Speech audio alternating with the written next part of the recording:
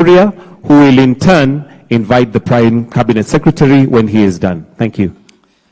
Your Excellency, the President of the Republic of Kenya, Your Excellency, the Deputy President, Prime Cabinet Secretary, Chair of the Council of Governors, Governors Present, Cabinet Secretaries, Principal Secretaries, and all protocols observed. The Ministry of Public Service is cognizant that the issue of reducing the wage bill from the current 46% of our revenue to that 5%, it is not a nice to have, it's a must have. It is not an option, it's an imperative. And in this regard, the ministry is also cognizant of the fact that this is not the only issue that we have to deal with to reduce our recurrent expenditure, which continues to frustrate our ambitions. As we open our balance sheet every year, we open with an irrevocable commitment to fund several programs, to fund our free primary program, to fund our free secondary program, to fund our fertilizer subsidy program, to fund our social protection, to fund our counties, to fund our NGCDF. I don't know why anybody would want to be the president of this country.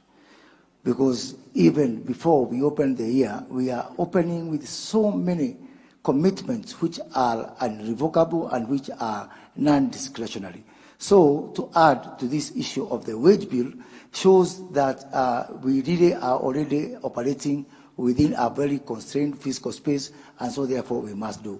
And in this regard, my ministry commits on behalf of national government to do 4 things. 1, I will be shortly moving to cabinet to seek cabinet approval that all establishment, all staff establishment as approved, subject to cabinet approval, will remain suspended until review of the same is done, so that we can ask ourselves whether those establishments make sense or not.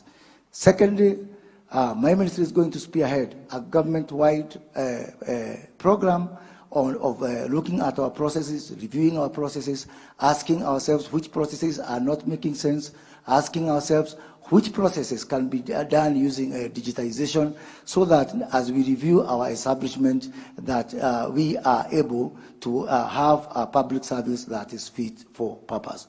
That, Your Excellency, as has been mentioned in the commitment, is to ensure that by December 2024, we migrate everybody from the president to the smallest person, to the driver within public service, to a system of performance management, and that one we will implement.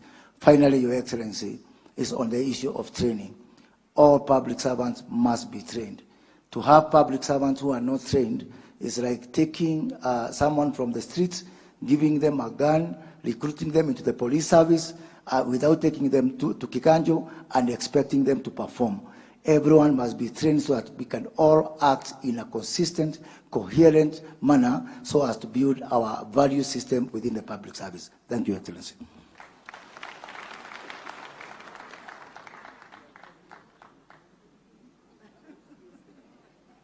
Now it is my pleasure to invite the